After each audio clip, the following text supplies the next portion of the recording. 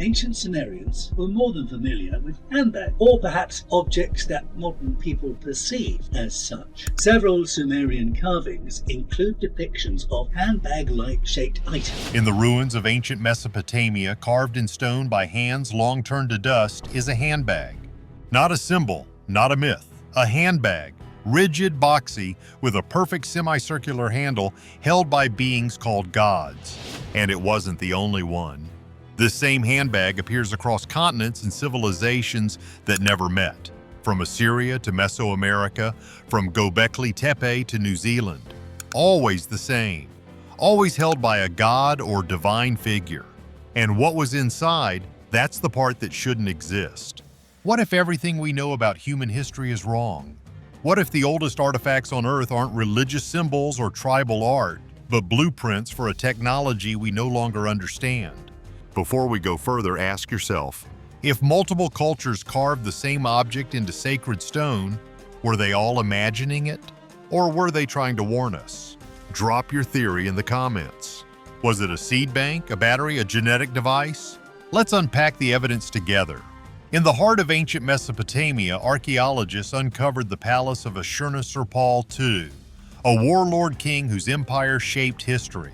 Inside his palace were towering slabs of stone over 9 feet tall, each carved with strange winged beings, half man, half eagle, called Apkallu.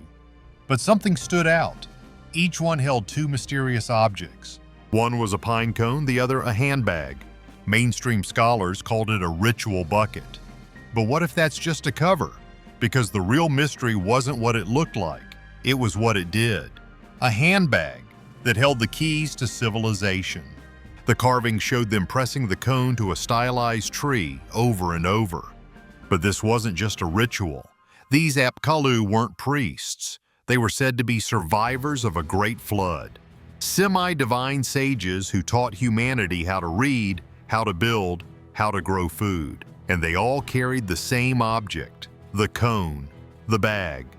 Always together, always facing the tree. It wasn't decoration, it was instruction. Technology disguised as myth, a blueprint etched in stone. And here's the part that breaks the official story. That same handbag wasn't just in Assyria. Thousands of miles away, across the ocean and thousands of years older, it appears again. Carved into Pillar 43 at Gobekli Tepe, the oldest known temple site on Earth. 3 rigid handbags carved with perfect arcs lined across the top like a forgotten logo. This site is 12,000 years old, 7,000 years before the pyramids. Built before agriculture, before pottery, before history was supposed to begin. And yet there it is. The same impossible bag. Not myth, not coincidence. A signature. They say Gobekli Tepe was built by hunter-gatherers. But hunter-gatherers don't move 50-ton stones into perfect geometric alignment. They don't etch cosmic symbols into pillars. They don't carve handbags found on the other side of the world. Someone else was there. Someone with knowledge. Someone who remembered. Travel west across the Atlantic into the jungles of ancient Mexico. The Olmec civilization, long before the Maya or Aztecs, left behind a stone carving known as Stela 19. It shows a god descending from the sky, Quetzalcoatl, the feathered serpent, and in his hand, that same handbag, same arc, same box, same impossible detail, different continent, different language, same object. If this was coincidence, it was the most precise coincidence in human history. The Olmecs carved these scenes with reverence. Their gods didn't just fly, they taught. Quetzalcoatl was the bringer of knowledge, law, agriculture, calendars, architecture, just like Oannes, the fishman of Mesopotamia, just like the Apkallu. Different names, same story. A god comes from the sea or the sky. He holds a handbag, and civilization begins. And then we find it again, carved into stone warriors of the Toltecs, etched in Maori legend from New Zealand, recorded in the Vedas of India. A god climbs to the heavens and returns with 3 baskets. Inside, the wisdom of the gods. Across all these stories, across oceans and centuries, the core never changes. a sacred container, divine knowledge, a world transformed, different lands, same code. Someone was sending a message. Even Egypt holds the echo. In hieroglyphs, the gods clutch strange loop-handled shapes. And then there's the Ankh, the so-called key of life, a circle on top, a bar below, a two-dimensional version of the same device, a stylized handbag, or the same power flattened into symbol. It was never a metaphor, it was a schematic. Conventional archaeology calls it all a coincidence. Independent invention. They say cultures just happen to imagine the same sacred bucket, same size, same handle, same purpose, without ever meeting. But probability says otherwise. This wasn't evolution, it was duplication. Something global was left behind, and the more we find, the louder it gets. If you're still watching, it means you see the pattern too. Let's crack this mystery together. Drop a comment below with your wildest theory. Was it energy tech, a DNA toolkit, or a message we're not ready to hear? Like and subscribe if you want the algorithm to help surface this truth, because what comes next changes everything. Theory 1. The seed bank, the most grounded explanation. The handbag carried the seeds of civilization, literally. After the Ice Age ended, agriculture didn't slowly emerge. It exploded simultaneously in the Fertile Crescent, the Indus Valley, China, Mesoamerica. No contact, no shared language, yet the same leap forward. What if those seeds weren't discovered, but delivered? Theory 2. The power source. Think less myth, more machine. The cone wasn't for sprinkling pollen, it was a tool. The bag, a generator.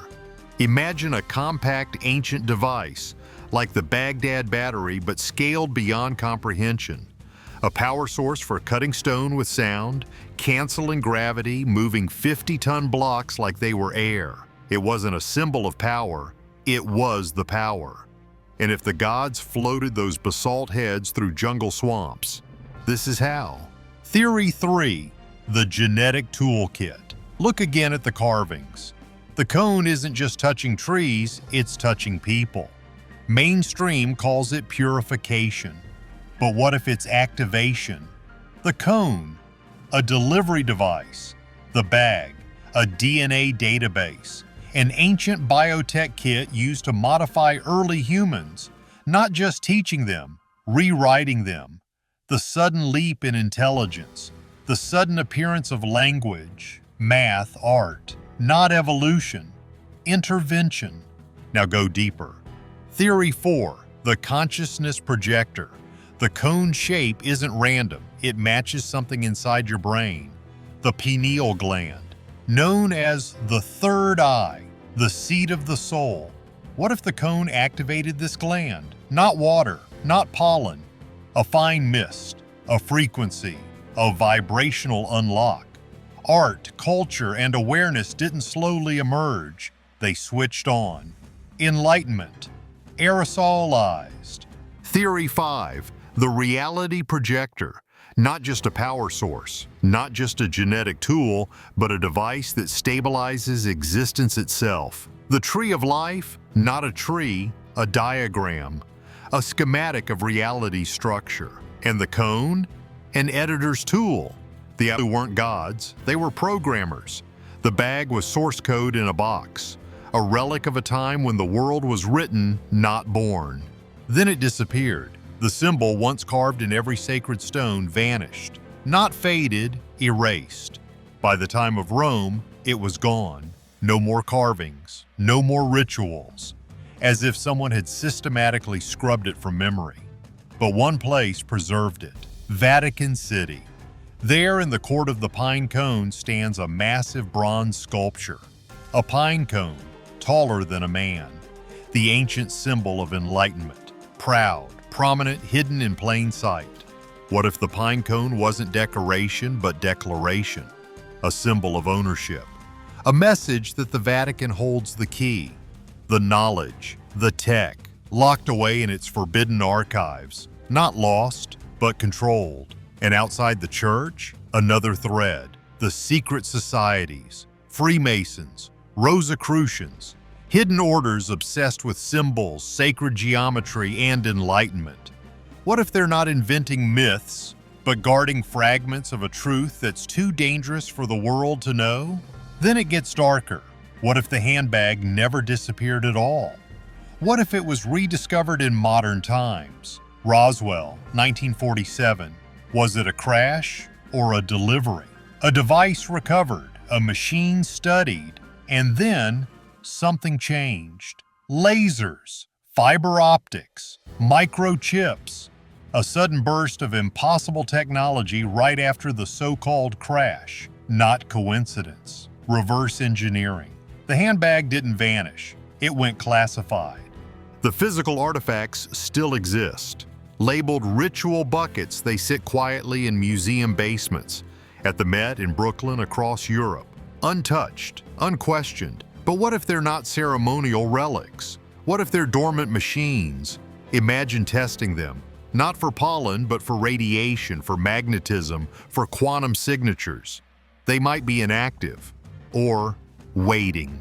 So here's the truth. This symbol, this handbag, has been trying to speak to us for over 12,000 years. Etched into stone, carried by gods, misunderstood as myth, but maybe it wasn't a blessing. Maybe it was a warning, a message carved by survivors of a civilization that destroyed itself, a quarantine tag on forbidden knowledge. And now we're getting close again. Because the question isn't just what was in the bag, it's, are we about to open it again? Not professional advice. Consult a qualified expert as needed.